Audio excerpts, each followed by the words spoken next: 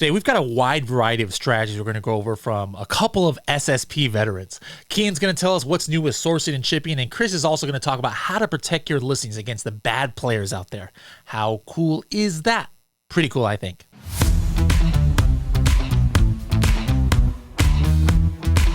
Hello, everybody, and welcome to another episode of the Serious Sellers Podcast by Helium 10.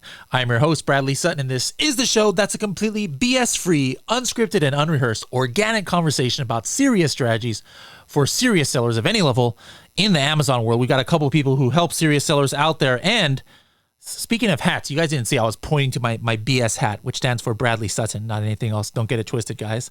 But Kian, you're not wearing a hat. What's going on? You and I have this reputation to uphold where we always are on videos with hats, and you're kind of slipping here. What's going on? You know what? Like I've been giving it some thought, and I was like, I just turned 35 recently, and I was like, you know what? Is this the time that I get rid of the hats? Have I started a new era here? And I've done a few shows without hats. It might make a comeback at Sell and Scale. I don't know if people want to see the hat back. Maybe I'll bring it back, but that's where I'm at right now. I've got some in the back, Bradley. So for you, I don't mind to go and put one on. Yeah, knowing you, you'd probably put a stinking Lakers one up, and we don't need any of that nonsense on this podcast.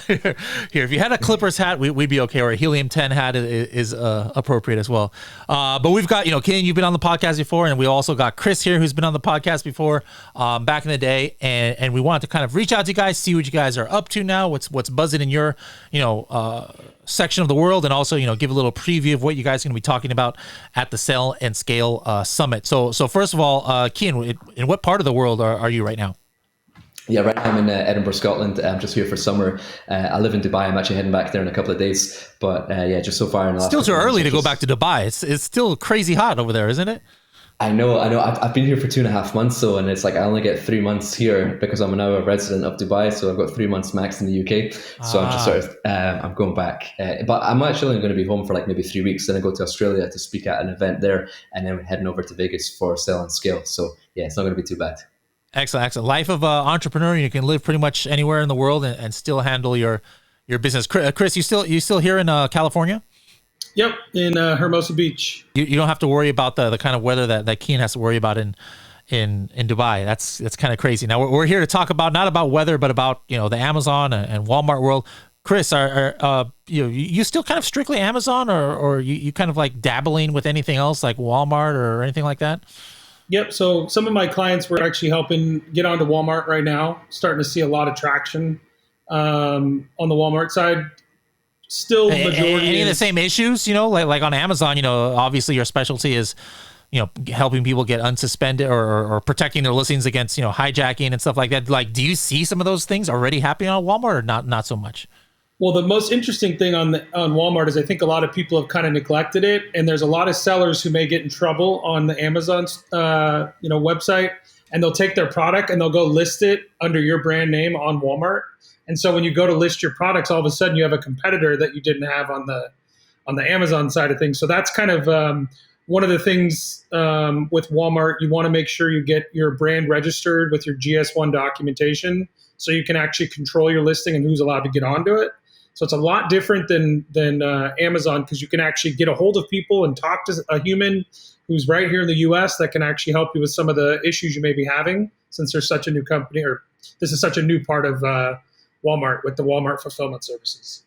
Okay. All right. We're going to come back to you and get some strategies in a little bit and also talk about what you're going to do on Sell and Scale. But on the flip side here, Kian, for months now, you've been giving different updates and things on shipping status and factories. And I'm just curious, what's the situation in China right now with, COVID, and are there still lockdowns where ports are getting locked down or factories are getting locked down, electricity blackouts, and what's the status with like shipping times? I haven't really talked to you about that in a couple of months. I'm just wondering, August, September, what's going on?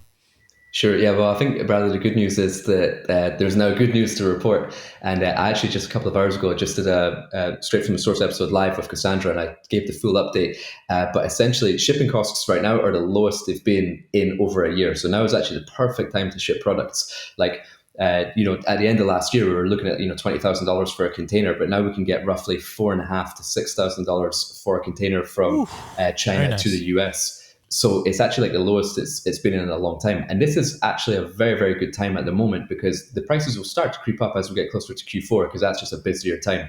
And then as we get closer to Chinese New Year, which will be January 22nd in 2023, the capacity and demand and all that will increase. So if over the last like year and a half you've been in a situation where you're like, you know what, I'm sitting on stock, I've put some stock in my supplier's warehouse, I'm waiting for that right time where the prices come down for me to ship it. Now is actually that time where like it's probably the best price you're going to get of the year between now and the next like 30 days or so. Then it'll gradually start to creep up as we get closer to Q4.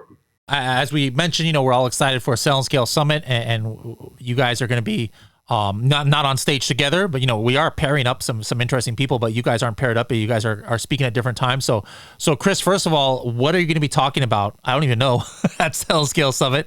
And then, can you give us a little preview of a little teaser of what you're going to be talking about so that people can get excited? Yep. So I'm going to be talking about the brand protection piece and some of the more new, interesting, like unheard of tactics that people are doing to, unfortunately, try to disrupt your sales velocity by either taking your listing down or taking over your listing. I was just, right before we got on, I was telling Keon that I was dealing with somebody that's actually at this moment has taken over a listing that we manage and enrolled in the transparency program to basically block us from sending an inventory on our own listing. It's a crazy behind the scenes Amazon tale that hopefully will be remedied here in the next 10 to 15 days. But, it basically really puts a damper on it. If I have a shipment coming in from China that's about to hit the warehouse, and if I don't have transparency labels that match, Amazon will basically mark all my units defective and tell me I got to basically remove them from Amazon. So I'm kind of under a time crunch figuring out how to stop this from happening. And Amazon is a little bit bigger, so it's very difficult to get to the right source quickly. So kind of some real life experiences that I'm dealing with on a day-to-day basis with different brands I manage or own. So it's kind of there's always something new going on. So I'll bring in basically some of the newer things and strategies on how to combat that to the audience at Sell and Scale. What about you, Ken? What are you speaking about? I'm super excited. I'm actually on a panel with Trevin Peterson and Melissa Vong, and we're covering product research. Melissa, your sister from another mister, right? Exactly. Yeah, Melissa and I get on really well. We've done loads. We met in China, and we've done a bunch of different cool stuff together. So excited to share a panel again together. But essentially, we're covering product research, product development, and product sourcing. And what's really cool is that like Trevin Peterson, Melissa Vong, and myself have all got different methods in terms of product development and product sourcing. And what's cool is that like, Melissa might be more into like the beauty and the cosmetics and sourcing from USA and Latin America. I've got the whole Asia, China side covered. I think Trevin's like really strong in sort of product research. And it's just cool to hear different people's perspective, because Trevin might be a lot more focused on the actual keyword volume and stuff like that. Whereas I'm much more so, let me just develop the best product and then the market will come to me type thing. So you're going to hear, and as you know, in this industry, like there's not one right way. People can be successful doing many different methods and ways. So it's going to be cool for the three of us to be on a panel together. And I think the title of the panel is taking a product from $0 to $1 million, because we've all invented or developed a product which we've done $1 million in sales in. So we're all going to share our stories around those types of products. And then the additional bonus is that we are the presentation, which is right before the main keynote, which is Gary Vee. So we're going to have a full house, full audience. There's going to be some additional pressure as well, because I know that Gary watches the presentations before he goes on. So it's going to be cool. We're going to bring our A game. We were going to bring our A game anyway, but now it's just going to be a little bit better. That's awesome. All right, so now back to Chris. Without talking about the stuff you're going to be talking about at Sell and Scale, what I want to do is kind of go back and forth between both you guys on different strategies on what you guys are. It could be about what you guys do, or it could be just something else you've learned recently along the way. But real quick, I almost forgot. Before I do that, I've been letting the speakers at Sell and Scale know when they come on here on the podcast. A lot of them did not see the fine print when they signed to speak. But speaking at Sell and Scale also requires you to be present and on stage in my Zumba fitness dance class that I'm doing on day one. So I just want to make sure you guys were, if you didn't see that fine print, that you pack appropriate clothing, some tight shorts and tank tops, colorful ones. I'm bringing a crazy sock. There we go. He knows. See, Chris already did his research. He knows about the crazy socks. I read fine print now. I've gotten too many things. I've gotten caught up. I need to make sure I always read those contracts. Yes. Excellent. I'll do it if Tomer does it. Oh, yeah. Tomer's got to, he signed that contract too. So Tomer's got to get there on stage as well. All right. So now that's taken care of, the important stuff, let's get into the strategies. Actually, Kian, why don't you start us off? We're going to go back and forth here with some different strategies about what you guys think sellers should be or should not be doing out there right now, especially we're almost getting to Q4 here. So Kian, what's your first strategy of the day for us? Sure. So I've got a cool one, right? So I was at an outdoor exhibition in Munich, right, in June, July. And what was really cool is to see the biggest brands in the outdoor space. There was North Face, Patagonia, Jack Wolfskin, all these guys. And what was really interesting is that their main focus for all these brands was on sustainability, eco-friendly products, packaging, sustainable materials, recyclable materials, organic materials, stuff like that. And the outdoor industry always reacts first to these types of changes because, providing products for the outdoors, we have to protect our outdoors and stuff like that. And normally they set trends, which the rest of the industry follows a little bit later on. But people have been talking about sustainability for a long time, but what the difference now is that there's full transparency in it. Rather than saying that this product comes from recycled materials, it's like, hey, 23% of this polyester was recycled, and that polyester was gathered from ropes that were pulled out of fishing nets that were pulled out of the ocean and stuff like that. And they've got images from their supply chain of that sort of stuff. Now, what that means to the typical Amazon seller is that Amazon is taking notice of this as well. So they've got something called Amazon's Climate Pledge Friendly. And you can actually Google that. There's a link. There's an Amazon website. It says Climate Pledge Friendly. And it rewards the sellers which has some sort of sustainability, eco-friendly, recyclable materials in their products. And they give you a Climate Pledge Friendly badge. And the same way you can search for products which are prime, you can also search for products which are Climate Pledge Friendly. So it kind of ranks you in a different list and ranks you higher and gives you a special badge. And the sellers are probably thinking, well, how do I get eco-friendly materials into my product? You can literally just go to that website, Amazon's Climate Pledge Friendly, and it tells you the certifications. And obviously there's so many different certifications, whether your product is wood, metal, steel, polyester, whatever it may be. But then you can just ask your factory, hey, do you have any eco-friendly materials for this product? Do you have any sustainability sourcing for this product? And 100% of them say, yeah, no problem, we have that. And then you say, cool, well, can you send me the certification? And then probably 10% of them will be able to show you certification. So the ones that show that certification, then you can use that for your Amazon listing, get that Climate Pledge Friendly badge. And then as a result, you could be deemed a sustainable company. And I could go very, very deep into sustainability. I'm very, very passionate about it, but I just want to give a quick tip around that. Definitely check out Amazon's Climate Pledge Friendly, talk to your manufacturers and make sure that your supply chain, your products, your packaging is eco-friendly. And by the way, it doesn't add much cost either. I just want to make that clear. Interesting. I like it. All right, Chris, what about you? Like maybe something that people can do to protect their listings or how people can, some common things you've been seeing about suspensions or hijacking. It could be about anything you want. Go ahead, Chris. Yep. Well, real quick, I just want to piggyback on what he just said.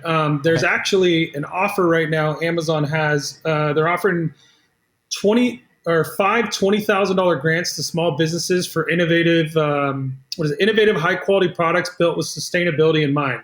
So just another reason to do that. They're having a $20,000 grant. I can send you the link after to post in the show notes. But they're doing this for 5 different people. Gives you access to Amazon Launchpad, some guidance and different selling opportunities with that Climate Pledge Friendly marking on your listing. So just want to throw that out there. Just saw that email like 3 days ago and applied for it because I do have a product that I work with that does that. In regards to listing protection, one of the biggest things that's been happening is real rampant right now is competitors, like I mentioned before, their big thing is not necessarily taking down your listing for a long period of time and just making you go out of business. It's trying to stop the velocity you have and the rise in sales rate. And one of the ways that they're doing that is they are marking and uploading flat files with your stuff on it. And they're figuring out where there's an empty space in one of your flat files, and they're putting restricted words in there, whether it's something related to smoking, something related to adult toys, something related to that. They'll upload it. Amazon flags it. There is no bypass once it gets flagged. It removes your listing, and they have a 4-day basically period where they check to make sure your item is not actually a restricted category. And then your sales obviously go to zero. That listing drops down, and now you got to restart from scratch, essentially. Not scratch, but you got to basically spend money to build yourself back up to the ranking you're at prior. Wow. So like, what can you do? I mean, is there anything you can do kind of avoid getting in that situation? So you need to download your flat file, and you need to fill out every single space. I don't care if it's not related to your listing whatsoever. Like if it's you're selling an item and it asks you what the fabric type is, put NA. Fill out every single piece of that flat file and upload it. And if you do that, that should stop them from being able to do something, because they're going to go into Amazon Canada, Amazon Mexico. They do the listing updates on other marketplaces where you may not have brand registry. And if there's some contribution that can come from the outside into your current listing, that's what flags you on the restricted side. Crazy. All right, back to Kian. Hopefully, something that doesn't scare people like Chris just did. No, but that's actually important, guys. No, this stuff happens, and we need to know how to deal with it. So it's important that we talk about it. Kian, go ahead. Something I found super interesting, and I think the last episode I did of Straight from the Source, I actually interviewed 3 of my favorite manufacturers in China. And, I've got eyes and ears inside the factory, send in pre-shipment inspection companies, I do WeChat calls, all that sort of stuff. But what I found really interesting, so I've not been back to China since this whole thing started, which was 2019. And I was speaking to the factories, I was like, what do I not know about China that's really changed in the last sort of 2 or 3 years? And they said, you'll be very surprised to see the amount of AI and the amount of robotics which are used in factories now. I'm like, really? I was like, well, in what way? Because let's say, for example, a typical backpack, a product that I would make, like a t-shirt, hoodie, tent, sleeping bag, backpack, it's all cut and sew, right? And they were saying that okay, so for example, you have a fabric roll, which is 1.5 meters wide and 1,000 yards long. Typically what you would do is that when they put that fabric out, they would get a chalk, they would have a stencil of the back panel of a backpack, they would chalk around that, scissors would cut around it, whatever, machine press come down. But now it's like a brown paper that comes out and a robotic pencil comes out, it does the outline, it then cuts it by itself. So they're less reliant on labor, because they were having a lot of issues with workers not being able to come back to work, workers taking other jobs, it's delivery drivers, factory workers. You can't really get any young people to work in factories anymore. So they're having all sorts of challenges with labor. Demand was really creeping up. So they were you're going to see a lot of AI and robotics in factories now, which I think is going to have short-term price increases, but long-term price decreases, because you have those fixed costs associated with the AI and the robotics, which would be quite expensive. But as time progresses, 6 months, a year, 2 years goes by, then you no longer have that labor cost, and then you can actually produce a lot more goods as well. So I thought that was super interesting. And I think it's anyone listening, whatever product it is that you're manufacturing, whether it's in the Far East or other parts of the world, I would always just ask your factory, hey, what are you guys doing with robotics or AI? Have you guys got any tech advancements in your factory? And just get them to explain it to you, show some photos, show some videos, because I think that's going to be the future of a lot of our manufacturing. Very interesting. Yeah. I mean, I haven't been to China even longer than you. I think it's probably been at least 4 years since I've been there. And when you visit the factories, I mean, they're so efficient, but it's just assembly lines of people. Very rarely, if any. I don't even know if I ever saw any kind of robotics or something in any of the factory lines. And I just saw 500 people in there. So it's kind of interesting to wrap my mind about how if they start integrating this, how the efficiency could get even better in the future. Interesting. All right, Chris, back to you. Anything else maybe something, you can give us an experience of something one of your clients or yourself has gone through, and hopefully it's something that actually had resolution, as opposed to, nope, they ended up not having to sell on Amazon anymore because they got screwed over. But anything that you could tell us? Yeah, I was going to say, so we do, obviously we do some brand management stuff. And so we're bringing a lot of our clients onto Walmart.com. And so this is a good piece of news. I'm not going to just, say the world's going to collapse here after I tell you another thing. But one of the things with bringing your listings over to Walmart is if you have a direct-to-consumer website and you have reviews on your direct-to-consumer website, I don't think a lot of people know about this. It's kind of like a little bit of a little nugget that a lot of people don't know. But you can actually apply on Walmart.com to use a syndication partner that they work with. And you can take every review that is on your existing direct-to-consumer website and put it on your listings on Walmart.com. So if you do that, you can actually launch products on Walmart.com with 50, 100 reviews. And that's one of the biggest ranking pieces in the Walmart algorithm. And so, a lot of different things with Amazon, you got to spend a ton of money, PPC, all these things to try to move your products to the top.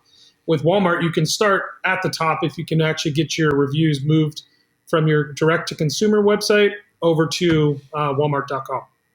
I know people wish that Amazon you could do that, then you wouldn't have to worry about starting off with 0 reviews. That's actually pretty cool right there. And then guys, remember we talked about Sell and Scale Summit. Walmart is the is one of the sponsors, and they will actually have people on hand. So, if you've been having trouble, getting approved for selling on Walmart, you might be able to get some of those issues resolved while you're at Sell and Scale Summit. All right, going back to you, Kian, any tips that you can give us about, hey, now all of a sudden maybe prices are going down? Like what's your opinion on pricing strategy? Have you seen, did people raise their prices during the last year where container prices were 15 grand and 20 grand? Or do you think they were taking a loss just hoping the prices went down? What did you see there, and what do you suggest sellers should do now? Just wait to see what their competition does, or should they lower it to get the advantage if they're paying lower? What's some strategy you can give us there? So it's super interesting, right? So say, for example, for the last 18 months or 2 years, right, there was a lot of demand from Chinese factories. There's a lot more orders going in. So suppliers could they would have longer lead times. They could pick and choose which orders they wanted to do. So in terms of getting the best price, there's kind of two different scenarios. Are you talking to a new factory for the first time and developing this product from scratch? Or is it your existing factory that you're just reordering as you normally were? And if you were just reordering, suppliers are willing to sort of drop the prices for you, try and keep it the same. Even if their prices have gone up, their raw material price, their labor cost has gone up, they're trying to keep the price the same. And I broke this down with a few suppliers on that last episode as well. And the way they were explaining it was, hey, if I've made money from you before and I'm going to make money from you again in the future, meaning we've worked together for many years, we're going to work together in the future as well, I'm okay to ride this period out and break even or even make a small loss if it means that it maintains our business and our friendship and our relationship. But if you're a new customer and I've never spoke to you before and you inquire day one, I'm going to give you the actual market price. So that means that you're always going to get a better price if you're working with your existing supplier. Now, you have to sort of nurture and develop those relationships, but let's say, for example, you're a new seller doing your product for the first time and you're like, well, what do I do here? Because everyone's going to get better prices than me. It's really, really important that you can build leverage with the new suppliers that you're talking to. So for example, I wouldn't go on Alibaba.com and find your product and be like, hey, how much for 300 pieces? What's your MOQ? Can I get customized packaging? You need to actually write a very tailored message to build leverage for yourself. So for example, I would tell the factory why I chose them and why I want to work with them. So I'd look at their page and I'd see that, okay, they're in business for 15 years. They've attended several Canton fairs. I can see that they've got 300 workers. I can see that they've got all these different types of sewing machines, and that's all verified information. So I know it's true. And I would say, hey, I would love to work with your factory because of X, Y, Z. I like that you have this. That also aligns with our core values of quality. I can tell you're going to be a good partner for the long term and for the future. All those buzzwords that they want to hear. And then I would explain a little bit about myself. So if I'm doing a yoga mat, for example, but it's my first time, I would say, hey, I've been a yoga instructor for 12 years. I've got my own studio. I work with the biggest yoga influencers in this space. And in China, they call them KOLs, key opinion leaders. I work with the biggest KOLs in the yoga space, excited to launch this product with you, et cetera, et cetera. So now that supplier's like, right, because supplier's not thinking how much money I'm going to make from this order. They're thinking how much money am I going to make from this customer over the next 3, 5, 10 years. So if you explain, right, I've found all these things about you. This is what I like about you. I'm going to be here for the long term. This is what we bring to the table. We know all the KOLs. Then they're like, cool, this is going to be one of those good customers. And then they're now aligned to sort of give you their best service and their best price. But if you were just like, hey, I need the best price for 200 pieces, they're like, I've got another 300 inquiries like that. That one goes to the bottom of the pile. So it's very, very important how you communicate to build leverage. Well, speaking of this, before we go back to Chris, I had a question for you. I know you can't, you don't have any exact information on this. It's all guessing. But, one of the important things about maintaining a good relationship with suppliers is, eventually if you're at that level, so you've talked about this before, is actually visiting them, in person and building a relationship that way, going out for drinks and karaoke and stuff like that. But obviously, as we all know, for over 2 years now, you haven't been able to do that. Any idea on when non citizens of China are going to be able to visit the country again? Do you hear any scuttlebutt around there of rumors about when it might open up? Or yeah, sure. I've actually got my crystal ball here under the table, so let me just get this one out. Yeah, magic 8-ball and shake it. yeah.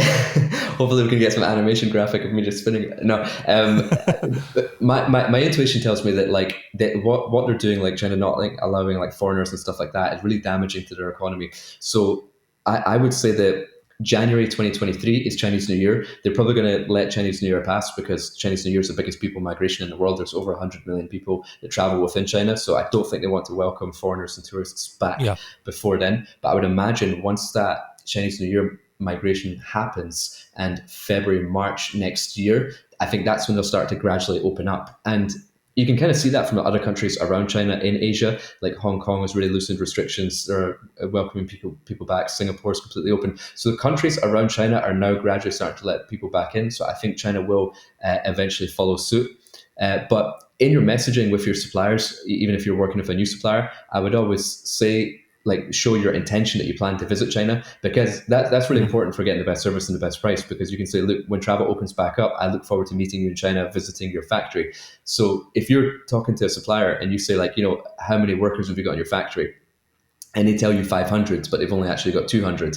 By you saying, hey, I'm going to visit your factory when travel opens back up, they kind of have to give you their honest information from day one, because they know you're coming. So I would make that very clear that you're going to be there when travel opens back up there. It's a good point. Good point. All right, back to Chris. You can go ahead and scare us again. Like I said, I make light of it, but at the same time, it's important we know what goes on. We don't want people having blinders on out there and be totally shocked when something happens. Hey guys, let's keep it real. Bad things sometimes happen on Amazon. They happen on any platform.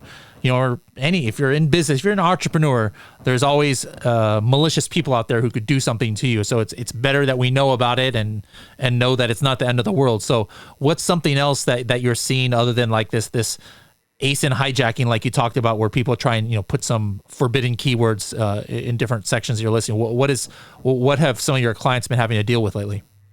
Well, some of the things that are, just average, or it seems like it's day to day, everybody seems to have issues like this where they get a hijacker to pop on their listing. They try to change the listing just in a different way than we were just talking about. And I think when sellers start, people are usually on a shoestring budget, and then they hear it takes, 8 months to get a trademark, and they don't want to spend the money and $1,500 to use the Amazon Accelerator program to, I think it's called the Accelerator, whatever the program is that they have, that allows you to get brand registered if you use one of their attorneys. It's like $1,500 to get a trademark through them. If you actually apply for yourself through like Trademark Engine or one of those other sites, and you get your serial number, not your registration number, but your serial number, I think it is, it's whatever one comes first. Once you get that, it takes about 1 week or so. Once it's filed, you can actually use that to get brand registry before it'd be the same thing as paying the $1,500 for that other using an attorney. You can actually do it through Trademark Engine and get your brand registry and all the benefits for it right then. And once you have your brand registry, Amazon sees that as if you are a trademarked person or a trademarked brand. And if somebody jumps on your listing, you can report them for counterfeit if they're counterfeiting and actually trying to impersonate your brand that you have on Amazon. So cheap and quick, so you can start protecting your brand immediately versus thinking it's 8 months. Man, I don't want to launch because I'm so worried that somebody can take over my brand or whatnot once I get on Amazon and I'm not going to be a registered trademark owner. You can protect your actual listings through brand registry that way. Now, I remember back in the day, like you could, if you never had a trademark before, that would work. But then like let's say in one account, I only have one Seller Central account, and I already have brand registry, and now I'm opening up a new brand. Can I still qualify for that now? Because back in the day, it used to be like, no, it only worked the first time, and then if you have a second one, you have to wait till you actually get the full registration. And so that what I would do to get around that, because I only have one Project X account, for example, but we have multiple brands there, is I would go in and do a German trademark, because it would only take me like a week and a half to get that, and I would have a full registration number. But has that changed at all? I haven't done any of the foreign trademarks to expedite. But regarding having more than one trademark and then trying to do what I just said, it doesn't make a difference if you have 1, 3, 5. I have like 9 in one account. And we just did that on one that we literally just filed on Trademark Engine. Like it might have been 7 days ago. Amazon may do a review, but they're still going to allow you to be able to be basically brand registered with that trademark. Another way to also strengthen that is obviously when you're creating your UPC codes is to actually have a GS1 certificate showing that it's registered to that brand. That's kind of like a second. They're like, well, if that'd be like a second piece of ammo to try to get it and make sure it gets pushed through. Okay, yeah, I heard that's a thing people are dealing with lately about GS. If they didn't, like, let's say they bought their barcode from like Speedy Barcodes or something like that. Guilty. Which is very not many suggested. times. Oh, that was you, huh? And then have you gotten any of your ASIN suspended for that, and then you have to like get a real GS1? This also just happened as well. They said they needed to do a review. They wanted GS1 documentation. They yanked all the pictures off, all the listings down. This is in the middle of a launch, by the way. So Very costly, very timely to get them to actually to find somebody. They don't send. Amazon's been really bad about sending emails for why they're doing things. All of a sudden, I use the Amazon, Helium 10's hijacker product monitoring stuff. I'm getting a notification, your pictures are gone, your listing is inactive, whatever. I'm like, what the heck? No emails, no nothing. You have to spend 2 hours on the phone and speak to them. They're like, oh yeah, we need to see your UPC code registration. I'm like, how come nobody emailed me? What if I just had 100 listings, I wasn't paying attention? So that is something that's happening to a lot of people actually right now. So make sure you do that and spend the money. Unfortunately, it's not cheap for the GS1 prefixes, so that you can actually get those and have the documentation. All right, good to know. Now, anything else, Kian, for us? What's upcoming for you other than Sell and Scale Summit? Like, you have any other cool trips planned, or any other big things that you're starting a new brand, or anything going on in the business side of your life? Getting married? I mean, it could be a personal thing. Anything. Let us know what's going on. I've got a couple of cool things actually. So I'm working with Founder, because so Melissa and I did an Amazon course with Founder, but now I'm doing 2 new courses with them. I'm doing one course on product development and one course on supply chain, full A to Z, everything you need to know. And we're actually recording that in LA after Sell and Scale. So I'm super excited about that, because I'm just going to sort of let it rip for a few hours, talk everything I know about product development and apply that in lots of different ways. So I think that's going to be really cool. Still single, so if there's any nice females listening, feel free to reach out. We need like a Tinder, Bumble. What's the other one? You got Bumble, Hinge. yeah. Bumble for Amazon sellers. That's a great idea. Back in the day, 5 years ago, it would have been like 95% male there, but there's a lot more diversity. I see, at least when I go to conferences, it's a lot different than it was like a few years ago. So who knows? There's a product, there's an application idea for that'll be the new feature of the Helium 10 app. Swipe left on Chris, swipe right on Kian. I don't know what's going on here. Now all of a sudden our downloads go through the roof of Helium 10. But hey guys, all jokes aside, hey, conferences are another great way to meet people with similar interests. A lot of times you tell people, friends, and potential people that you want to get in your network what you do, and they're like, what, you sell on Amazon or what? But hey, you go to an Amazon conference like Sell and Scale, these are all people interested in the same thing as you, so it might be a place to find that future mate. Anyways, well, I was going to say, go ahead, Ken. I think that would make for a great episode actually. If you did an episode with like a panel of 4 people, single male, single female, and then like a married male, married female, and just talk about how you manage relationships being in this e-commerce game. I'm sure there'll be like loads of cool tips and tricks around that. Well, I actually tried for that like 3 years ago. I wanted to do an episode about young people, like before they were 20 years old, who are in the space. And I met at the same show, at the Prosper Show, one of the first Prosper shows I went to. Michael was on that one, wasn't he? It was Michael. Michael, he was 19 at the time. And then I met this one girl who was also 19 at the time.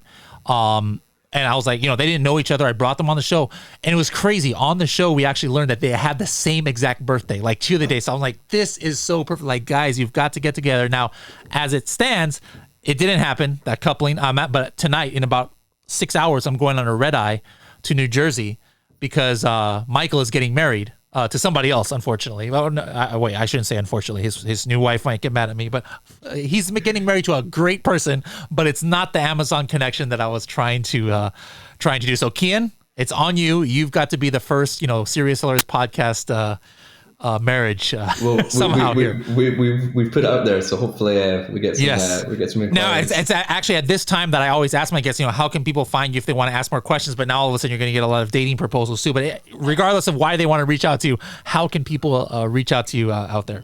Yeah, sure. So pretty social. I'm on Instagram, Kian_JG. We've got a Facebook and a YouTube channel, both called Sourcing with Kian. And we've got a great series with Helium 10 called Straight from the Source, where we bring you monthly updates in supply chain. We just put out an episode today as well, which is really cool.